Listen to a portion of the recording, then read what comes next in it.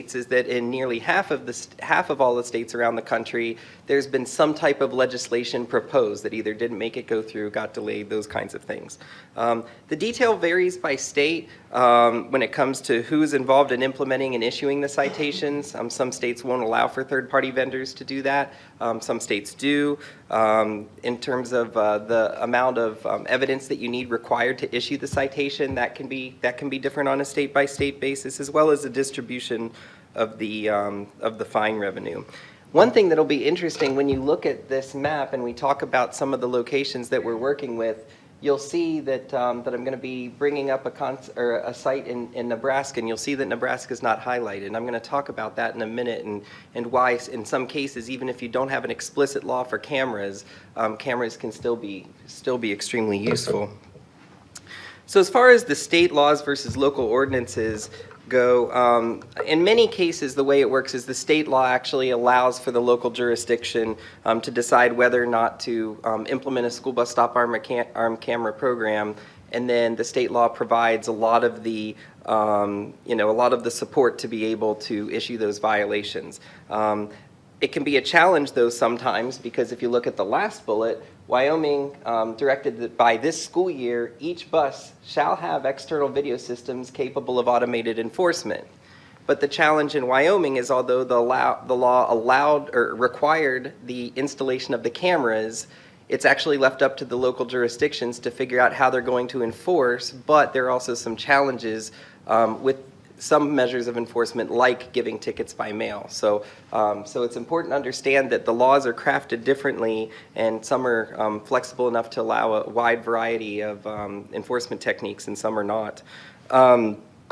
Obviously, the presence of a state law doesn't mean that all the localities are using it. You saw that Virginia was shaded. There are a couple localities using it, but it's not as if you will see it in every county in the state of Virginia. And then some localities have implemented local ordinances for it, while there's not a state law that exists. So it's important to understand that when it comes to the shaded states, or the shaded states in the map before. When it comes to fines and penalties, they vary, and some it can be very minor, and some can be very significant. Some are a flat fee system that every time you get every time there's an incident, there's a particular fine that goes along with it. Some of them are tiered, so based on the number of offenses, the number will go up. Something that's really important to understand too is that some of these also include jail time. Typically, in a lot of cases where the law is written to include jail time, it's made to be a situation where, for example, you may have seen signs in work zones that indicate that you could have fines up to a certain amount of money, plus potential jail time. Typically, the jail time is reserved for when there's an actual interaction between the vehicle and the roadway worker, but that doesn't necessarily have to be the case. And we'll talk about our Mississippi site and what they're doing. So for the observation sites for our particular project, we have sites in 4 sites: one in Virginia, one in Nebraska, one in Wyoming, and one in Mississippi. And the criteria that we had for inclusion in our project was there had to be legislation that was already approved that allowed for the enforcement use of school bus stop arm violations. Also had to have the school board and city council approval first. We wanted to make sure that while we're also collecting data for other jurisdictions where school bus stop arm cameras already exist, for the 4 that we're looking at in detail, we wanted to select ones that hadn't implemented their program yet, so that way we can that we could record information along the way to get a very good baseline before and after. Reviewing law enforcement agency has to be able to provide camera-based citation data and the field-issued citation information to us, so that way we'd know what was going on. That doesn't mean getting the person-specific information. We don't really want to see any of that, right? But at least understanding where the violation's happening, are there repeat offenders, and that kind of information. School systems have to have bus drivers or on-bus observers that are recording the stop arm violations also, to make sure that if the system is made to automatically pick up the violations, that we also get a sense as to whether or not the automated system is working appropriately. So I'm going to talk for a few minutes about each of the sites and some of the lessons learned. Now keep in mind that we're still in the process of collecting data, so I don't have some hard numbers to share with you as of yet. But we've had a lot of really good lessons learned that we've put together in kind of a state of practice report that will likely be released in the next year or so, maybe earlier. So as far as the Virginia site goes, very large program, and right now half the buses are equipped with cameras. We wanted to choose sites that had different characteristics. This one is a vendor-run program, and 80% of the buses in this jurisdiction are run year-round. So the buses with cameras are used not just during the academic year, but also during the summers as well. Each site has obviously presented different challenges. The challenge in Virginia really had to do with the interpretation of the law. Virginia does have past experience with automated enforcement in the red light camera world. So you would have thought that it would be very, very easy to say, okay, well, we know what it takes to have legislation that works there. Let's move it over to also include school bus stop arm violations. But there were a few holes in the law where the Attorney General ended up coming out and saying, oh yes, the law's here for automated enforcement, but the way the law is written right now, you can't ticket by mail. Well, for very large jurisdictions, there's really not going to be enough resources to send a police officer individually to everybody's house to issue a violation. So luckily, the state legislature acted very quickly, and so last session they ended up revising the law to make it possible so that way the violations could be sent out by mail. And the new law took effect, or the revised law, I should say, took effect on July the 1st. So in this particular case, everything ended up working out okay. But one of the things that we've noted by talking to jurisdictions is that it's really important to get the law, I mean, this is common sense, but it's really important to get the law right when you're starting, and then also think through what the challenges will be with different types of enforcement techniques, especially when it requires positive identification of drivers, because that presents a lot of challenges for some jurisdictions. Nebraska, like I said, the interesting thing about Nebraska is that they don't have a state law. Ultimately, the transportation director was really concerned about the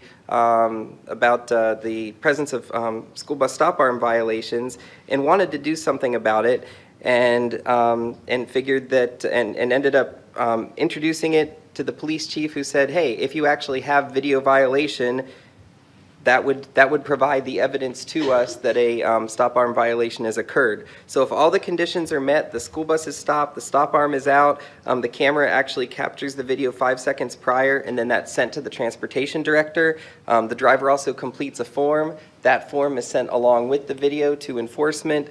And one of the challenges, though, that they ended up having due to the labor on the enforcement side was that it was initially supposed to be a 1-month warning period, and with the intent that there would be violations afterwards. But what they ended up doing is they ended up morphing the program into being one where, at this point, a warning gets sent to everybody that passes the school bus, and there have not been any repeat violators. So the enforcement agency kind of has gone to the mindset of, if we have a repeat violator, that's when we would go and enforce due to labor restrictions. But the fact that the law is out there, there's been a lot of public media around it. They've seen a reduction in school bus stop arm passing. So the transportation director had said, I really believe our media coverage on the stop arm cameras has made a huge dent in our violations. And it's something that they get the word out there very often to make sure that people are aware of the dangers of passing stop school buses, and that plus the knowledge that, hey, if I actually pass a stop school bus, I'm going to get a letter in the mail. And in Nebraska, they feel that that's probably a good enough way to kind of shame people into saying, I better not do that anymore. I don't want to be getting that letter in the mail. Wyoming, as I mentioned, presents a very unique, different challenge. Again, they have a state law that requires the equipment on the bus, but not necessarily the teeth to allow or to specifically provide for the enforcement, and that has to end up being done at the local level. So the challenge right now is that if somebody were to get a citation, there would have to be a personal delivery of that citation by the law enforcement officer. And especially for the jurisdiction where that we're working with, there are multiple agencies, and with the multiple agencies, law enforcement agencies, it's been a little bit of a, certainly been a little bit of a challenge to get everybody on the same page. So they're trying to figure out what they want to do in order to proceed, but they're thinking of a program similar to Bellevue's. So to provide that, that warning to folks and hope that that'll be enough to, to make a difference. Mississippi's law was passed by the unfortunate death of Nathan Key. He was a 5-year-old who ended up getting killed by somebody who had passed his stop school bus. And so our Mississippi site has focused there. And the interesting part about Mississippi is that the law actually only requires that a bus driver fill out an affidavit. However, the law enforcement agencies really wanted to have some type of further evidence other than a driver form, so the director said, well, why don't we go ahead and actually take video of the violations, we'll submit that with the affidavit, at that point will you enforce it? And they said, absolutely we will. Mississippi, it's very, very strict. The fine, you get a $750 fine plus court costs, totaling an $873. And they are very serious about the violations, and there have been several people who have been sent to jail.